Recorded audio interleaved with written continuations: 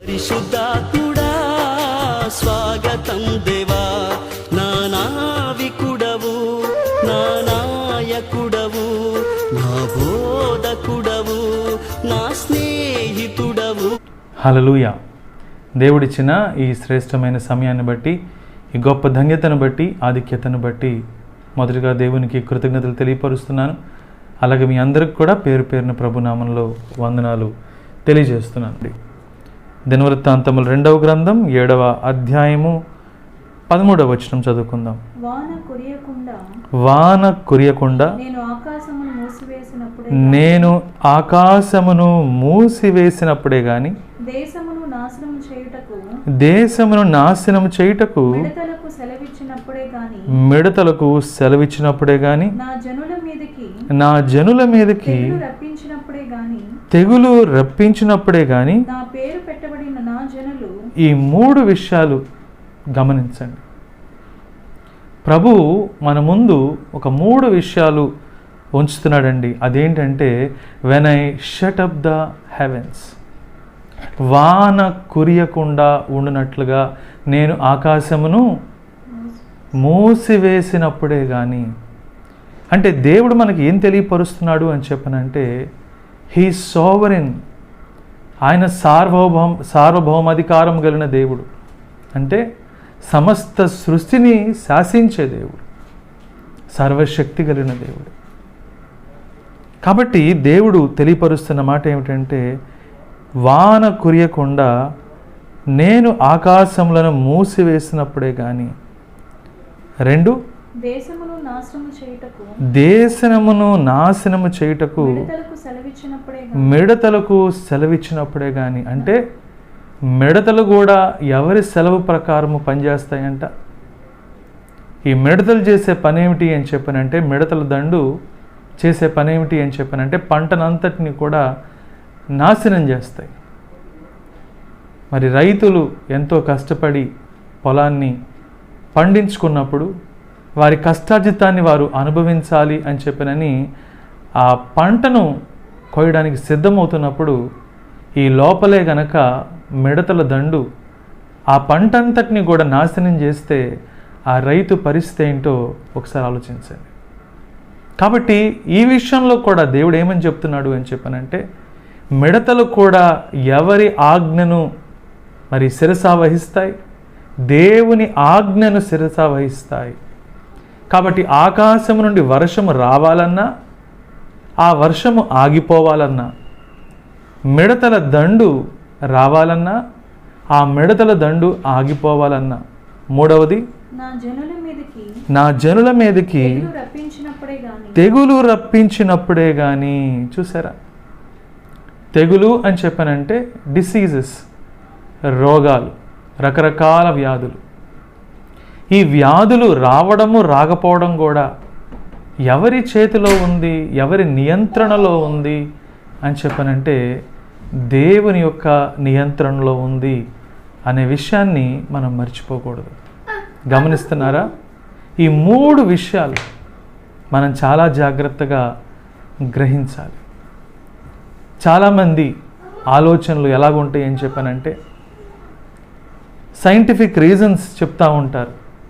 వర్షం రాకపోవడానికి కానీ, లేకపోతే మిడతల దండు రావడానికి కానీ, లేకపోతే రకరకాల వ్యాధులు రావడానికి కానీ సైంటిఫిక్ రీజన్స్ చెప్తూ ఉంటారు. నిజమే, ఎవ్రీథింగ్ హ్యాస్ ఎ రీజన్. కానీ ఆ సైంటిఫిక్ రీజన్స్ వెనకాల ఎవరున్నారు, సైన్స్ ఎంతవరకు పనిచేస్తుంది అని చెప్పనంటే, it has a limit. But there is a God who is above science. There is a God who is beyond human comprehension, human knowledge, human wisdom, human understanding. దేవాది దేవుడు అనేవాడు ఉన్నాడు. సైన్స్కి అందనివాడు, మానవ మేధస్సుకి అందనివాడు, మనుష్యుల ఆలోచనలకి అందనివాడు. అలాంటి సర్వశక్తి కలిగిన, సార్వభౌమాధికారం కలిగిన దేవాది దేవుడు ఉన్నాడు అనే విషయాన్ని మనం ఎప్పుడూ కూడా మర్చిపోకూడదు. అయితే ఈ పరిస్థితులను దేవాది దేవుడు అనుమతించడానికి ఈ దేవుడు ఏమన్నా క్రూరుడా అండి? ఈ దేవుడు ఏమన్నా భయంకరమైన వాడా అండి? ఈ దేవుడేమన్నా న్యాయము లేనివాడు, నీతి లేనివాడా అండి?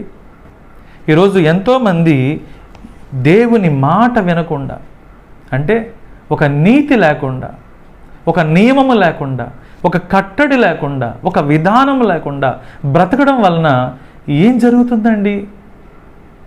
మనస్పర్ధలు వస్తున్నాయి, గొడవలు వస్తున్నాయి, ఒకరిని ఒకరు కొట్టుకుంటున్నారు, ఒకరిని ఒకరు చంపుకుంటున్నారు, ఒకరితో మరొకరు విభేదాలు కలిగి ఉంటున్నారు, విచ్చలవిడి జీవితాన్ని జీవిస్తూ ఆరోగ్యాన్ని పాడు చేసుకుంటున్నారు, వారి జీవితాలను నాశనం చేసుకుంటున్నారు, ఎదుటి వాళ్ళ జీవితాలు నాశనం చేస్తున్నారు.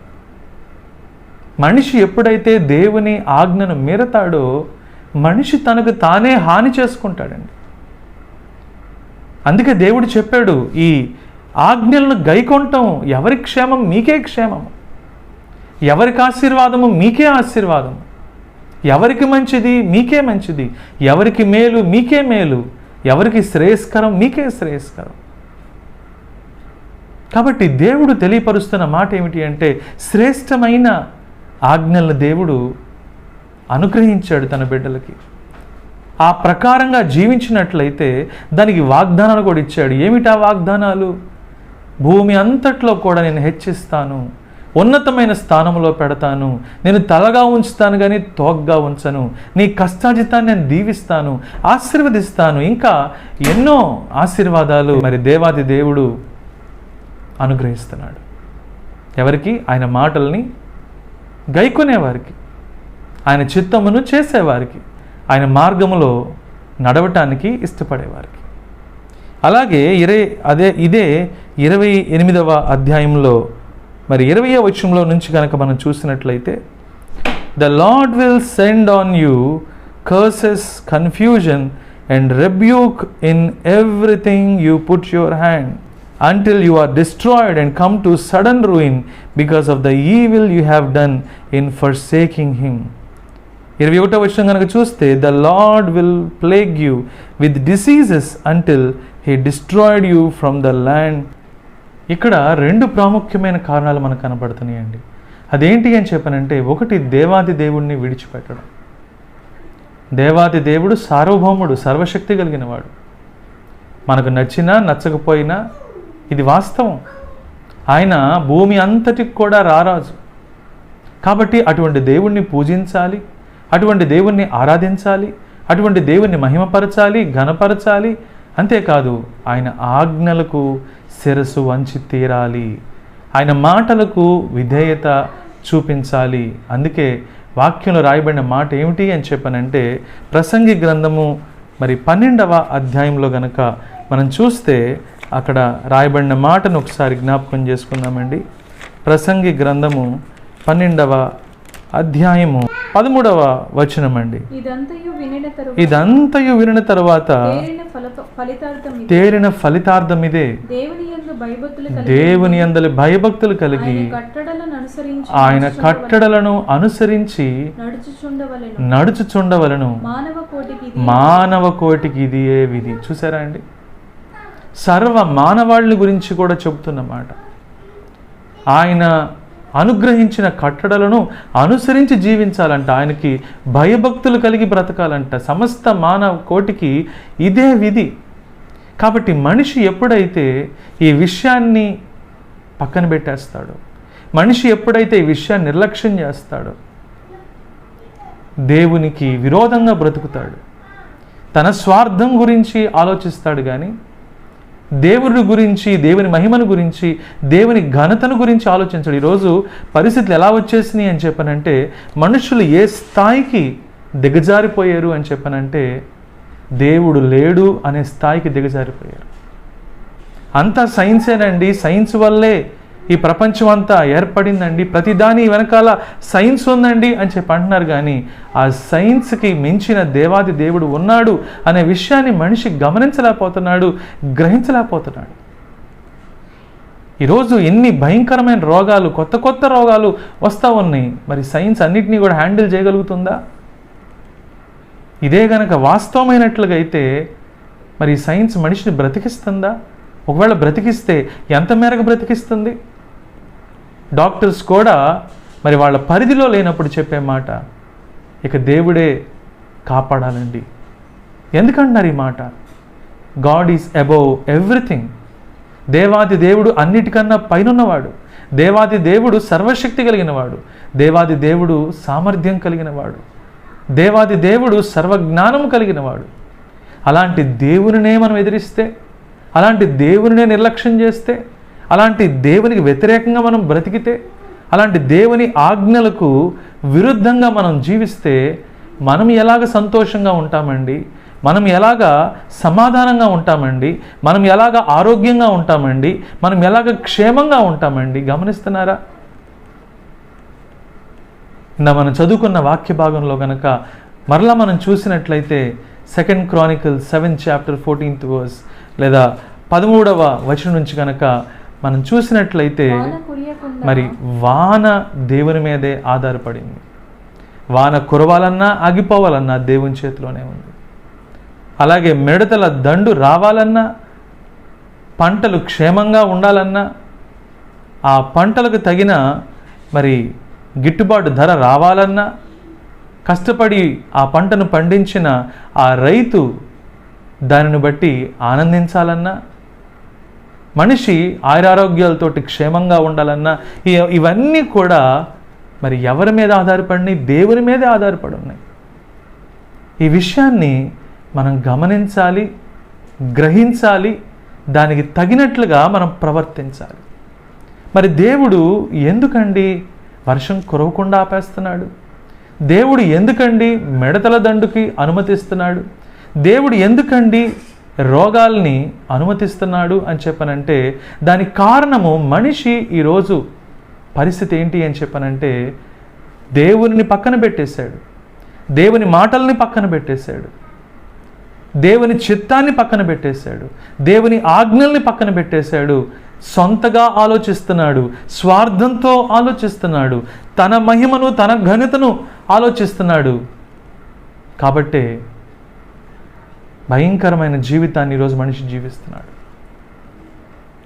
తనకు తాను హాని చేసుకుంటూ ఇతరులకి హాని చేస్తున్న పరిస్థితుల్లో ఈరోజు మనిషి ఉంటున్నాడు. ఎదుటివాడు ఏమైపోయినా పర్వాలేదు, ఎదుటివాడు కీడు జరిగినా పర్వాలేదు, నేను బాగుంటే చాలు. ఎదుటి వాళ్ళకి నష్టం కలిగినా పర్వాలేదు, నేను బాగుంటే చాలు. ఎదుటి వాళ్ళు మరి ఎలాంటి పరిస్థితుల్లో ఉన్నా సరే పర్వాలేదు, నాకు లాభం వస్తే చాలు, నాకు డబ్బు వస్తే చాలు, నేను ధనవృద్ధి చేసుకుంటే చాలు, నేను క్షేమంగా ఉంటే చాలు. ఏంటండి ఇదంతా కూడా? స్వార్థం అండి. గమనిస్తున్నారా? మనుషుల్లో ఎప్పుడైతే ఈ విచ్చలవిడితనం పెరుగుతుందో, ఈ విచ్చలవిడితనానికి గల కారణం ఏంటో తెలుసా అండి? మనిషిలో వచ్చిన గర్వము. గమనిస్తున్నారా? మనిషిలో ఎప్పుడైతే గర్వం ఉంటుందో దేవుణ్ణి పక్కన పెట్టేస్తాడు, దేవుని వాక్యాన్ని పక్కన పెట్టేస్తాడు, దేవుని చిత్తాన్ని పక్కన పెట్టేస్తాడు, దేవుని నిర్లక్ష్యం చేస్తాడు. దేవునికి వ్యతిరేకంగా బ్రతుకుతూ కూడా నన్ను ఎవరు ఏం చేయగలరులే అన్నట్లుగా జీవిస్తాడు. అందుకే దేవుడు కొన్నిసార్లు ఈ భయంకరమైన ప్రకృతి వైపరీత్యాల ద్వారా తెలియపరుస్తుంటాడు. There is a God and you need to fear God అనే విషయాన్ని దేవుడు తెలియపరుస్తూ ఉంటాడు. గమనిస్తున్నారా? ప్రియ సహోదరుడా, ప్రియ సహోదరి, మన జీవితంలో కానీ ప్రపంచంలో కానీ ఏది కూడా దేవుని అనుమతి లేకుండా, దేవుని సెలవు లేకుండా జరగట్లేదు అనే విషయాన్ని మనము గుర్తించాలి అని చెప్పనని దేవుడు కోరుకుంటున్నాడు. దేవుడు తన ప్రజలకి తన ఆజ్ఞలను ఎందుకు ఇచ్చాడు అని చెప్పనంటే ఈ ప్రజలు దేవుని మాటకు లోబడి, దేవునికి భయపడి, దేవునికి మహిమకరంగా జీవించాలని దేవుడు ఆశించాడు. ప్రపంచానికి దీవెనకరంగా ఉండాలని దేవుడు ఆశిస్తే మనుషులు ఏం చేస్తున్నారు? మనుషులు దేవుని ప్రజలైన వారు. అందుకని అక్కడ రాయబడిన మాట ఏమిటంటే నా పేరు పెట్టబడిన నా జనులు అని చెప్పని రాయబడి ఉంది 14వ వచనంలో. నా పేరు పెట్టబడిన నా జనులు. ఎందుకన్నాడు ఈ మాట అని చెప్పానంటే దేవుని ప్రజలు. నా పేరు పెట్టబడిన నా జనులు అని చెప్పానంటే దేవుని ప్రజలైన వారు దేవుని ఆలోచన తగినట్లుగా జీవించట్లేదు ఈరోజు. దేవుని ప్రజలైన వారు దేవుని చిత్తాన్ని గురించిన ఆలోచన లేదు ఈరోజు. దేవుని ప్రజలైన వారు దేవుని ఘనతను గురించి, దేవుని మహిమను గురించి ఆలోచించడం లేదు. దేవుని ప్రజలైన వారు దేవుని మార్గంలో నడవట్లేదు, ఇతరులకు ఆశీర్వాదకరముగా ఉండట్లేదు. యేసుక్రీస్తు ప్రభు ఈ లోకంలో ఉన్న రోజుల్లో ఆయన దేవాలయంలోనికి మరి ప్రవేశించినప్పుడు కోపంతో రగిలిపోయాడు. యెరూషలేమును చూసినప్పుడు కన్నీరు కార్చాడు ఆయన.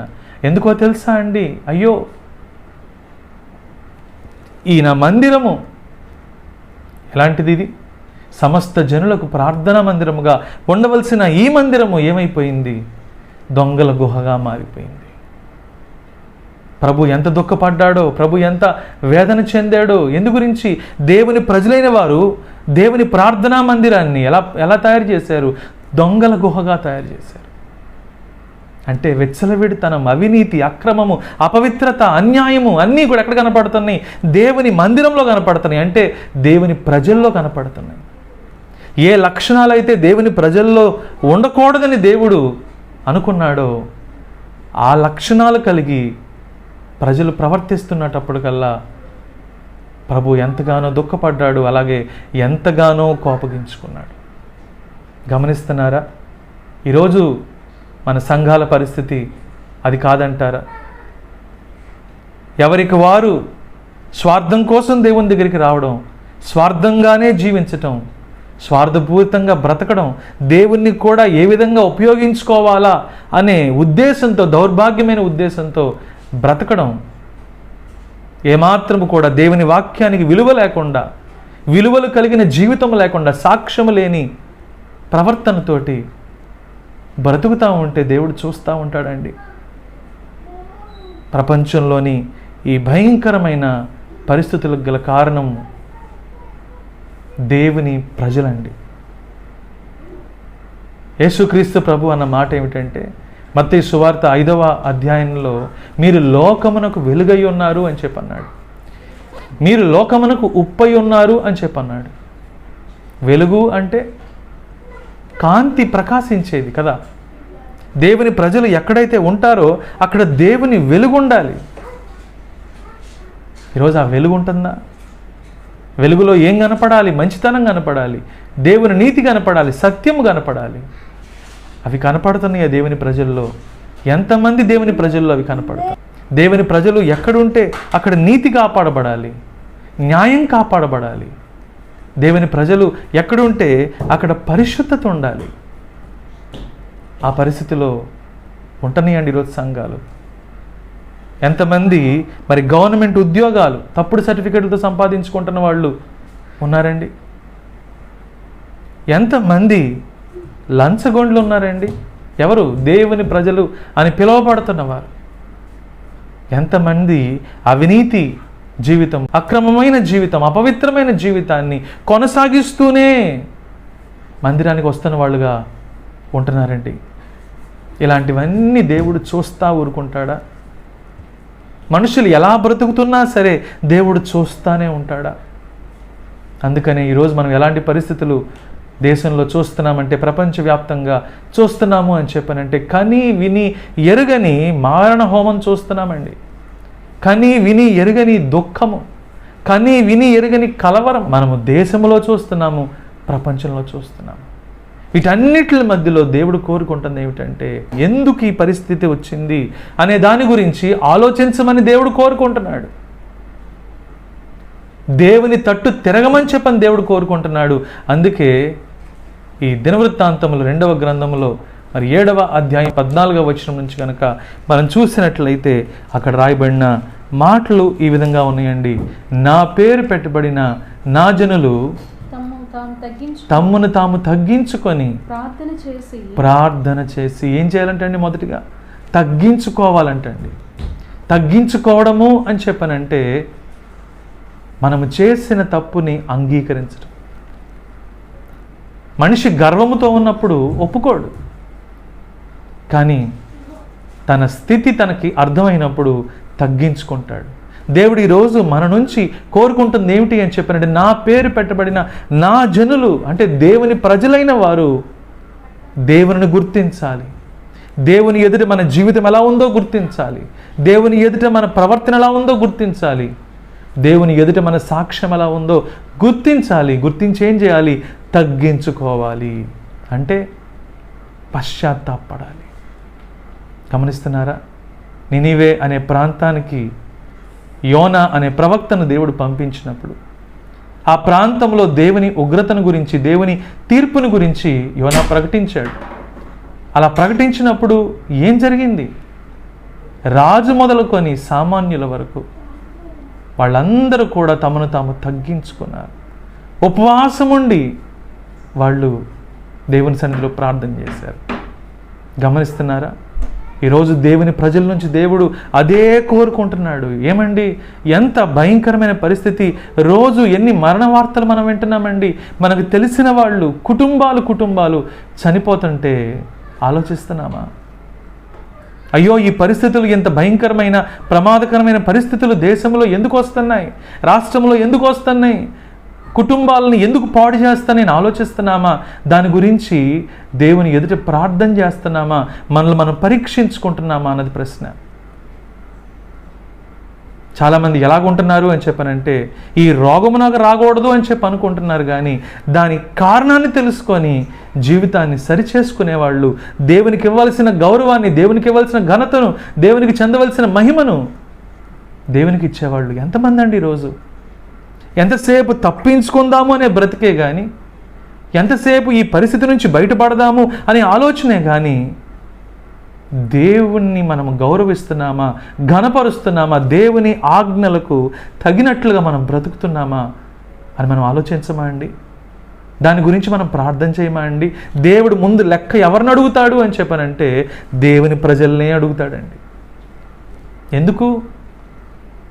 మనకి వాక్యము విస్తారంగా వినపడుతుంది. వాక్యము ద్వారా దేవుడు ఉపదేశాన్ని అనుగ్రహిస్తున్నాడు, గద్దిస్తున్నాడు, ఖండిస్తున్నాడు, హెచ్చరిస్తున్నాడు, దేవుని మనస్సును తెరుస్తున్నాడు. ఇన్ని తెలుసుకొని కూడా మనము మొండి బండ హృదయాలతోటి మనం బ్రతుకుతుంటే దేవుడు చూస్తూ ఊరుకుంటాడండి. కాబట్టి అందుకే అంటున్నాడు ఆయన, ఈ పరిస్థితులన్నీ నువ్వు చూస్తున్నట్లయితే, ఆకాశం వర్షించకుండా ఆగిపోయినప్పుడు, మిడతల దండు వచ్చి పొలాలు నాశనం చేస్తున్నప్పుడు, తెగుళ్ళు వచ్చి ఆరోగ్యాన్ని క్షీణింపజేస్తున్నప్పుడు మీరు చేయాల్సిందేంటో తెలుసా? నా పేరు పెట్టబడిన నా జనులు తమను తాము తగ్గించుకొని ప్రార్థన చేసి, ఎలా ప్రార్థన చేయాలంటండి? తగ్గించుకొని ప్రార్థన చేయాలి. ఈ తగ్గించుకొని చేసే ప్రార్థన ఎవరిని చూస్తే మనకి అర్థమవుతుందంటే, నెహెమ్యాని చూస్తే మనకు అర్థమవుతుంది, దానియేలుని చూస్తే మనకు అర్థమవుతుంది, మోషేని చూస్తే మనకి అర్థమవుతుంది. ఏమండి, వాళ్ళు ఎలా ప్రార్థన చేశారు? నెహెమ్యా కానీ దానియేలు కానీ ఎలా ప్రార్థన చేశారు? వాళ్ళు పాపాలు ఒప్పుకుంటూ, వాళ్ళ తల్లిదండ్రుల పాపాలు ఒప్పుకుంటూ, వాళ్ళ పితరుల పాపాలు ఒప్పుకుంటూ దేవుని ఎదుట ఎంతగానో తగ్గించుకున్నారు. ఈరోజు మనం మన పాపాలే ఒప్పుకోం, ఇక మన తల్లిదండ్రుల పాపాలు, మన కుటుంబ పాపాలు, మన పితరుల పాపాలు, మనం దేశం చేసిన పాపాలు, మన రాష్ట్రం చేసిన పాపాలు మనం ఒప్పుకుంటామా అండి? అందుకేనండి పరిస్థితులు మారట్లేదు. మనుషులు ఎంతసేపు స్వార్థము. ఈరోజు మనం బాగున్నాము అని చెప్పానంటే, తిన్నామా, తాగామా, సుఖించామా అనే ఆలోచనలే తప్ప, అయ్యో దేశం మీదకి ఇంత భయంకరమైన ఉపద్రవం వచ్చింది, నేనేం చేయాలి అనే ఆలోచన మనకు ఉంటుందా? మేము బాగున్నాం, మా కుటుంబం బాగుందని చెప్పి అనుకుంటున్నారు, కానీ ఏదో ఒక రోజు ఆ కుటుంబముకు కూడా ఆ నాశనం వస్తుంది అనే ఆలోచన ఉందా? దేవుడు అంటున్నాడు, నా పేరు పెట్టబడిన నా జనులు తమను తాము తగ్గించుకొని ప్రార్థన చేసి, ఏం చేయాలంటే అండి? తమను తాము తగ్గించుకొని ప్రార్థన చేసి నన్ను వెదకి. ఏం చేశారు? దేవుణ్ణి మర్చిపోయారు ఇంతకుముందు, ఇప్పుడేం చేయాలి? వెతకాలి. అంటే ప్రార్థించేవారుగా ఉండాలి, దేవుని దగ్గరికి వెళ్ళాలి. జనాలు ఎలాంటి పరిస్థితికి వచ్చారంటే, ఉద్యోగాల్లో బిజీ, వంటల్లో బిజీ, అంట్లలో బిజీ, ఏమండి టీవీల్లో బిజీ, ఇంటర్నెట్లో బిజీ, మొబైల్ ఫోన్లో బిజీ, రకరకాల పనుల్లో మనుషులు ఏమైపోయారు? Busy busy busy busy busy life. కానీ దేవుడు అంటున్నాడు, నువ్వు దేవుణ్ణి కనుక వెతకపోతే, నీ పరిస్థితులను బాగు చేయగలిగిన దేవుణ్ణి వెతకపోతే, నిన్ను నీ కుటుంబాన్ని క్షేమంగా ఉంచగలిగిన దేవుణ్ణి కనుక వెతకపోతే నీ పరిస్థితి ఏమైపోతుంది? అందుకే దేవుడు అంటున్నాడు, తగ్గించుకొని ప్రార్థన చేసి నన్ను వెదకి చెడు మార్గంలో ఏం చేయాలంటండి? విడిచిపెట్టాలి. ఏ మార్గములు దేవునికి వ్యతిరేకమైనవో, ఏ మార్గములు దేవునికి దుఃఖాన్ని కలిగించాయో, ఏ మార్గములు దేవునికి అవమానం కలిగించాయో, ఏ మార్గములు దేవుని దృష్టికి ఆయాస్కరంగా ఉన్నాయో వాటన్నిటిని కూడా విడిచిపెట్టి మనం కనుక ఉన్నట్లయితే దేవుడు ఏం చేస్తాడంట? ఆకాశము నుండి ఆయన ప్రార్థన ఆలకిస్తాడంట. దాని అర్థం ఏంటి? ఈ పని చేయకపోతే ప్రార్థన ఆలకించడనే కదా అర్థం. తగ్గించుకోకుండా ప్రార్థన చేస్తే ఎందుకు ఆలకిస్తాడు ఆయన? పశ్చాత్తాపం లేకుండా ప్రార్థన చేస్తే ఎందుకు ఆలకిస్తాడు ఆయన? ఆయన వెతకకుండా ఆయన ఎందుకు ఆలకిస్తాడు?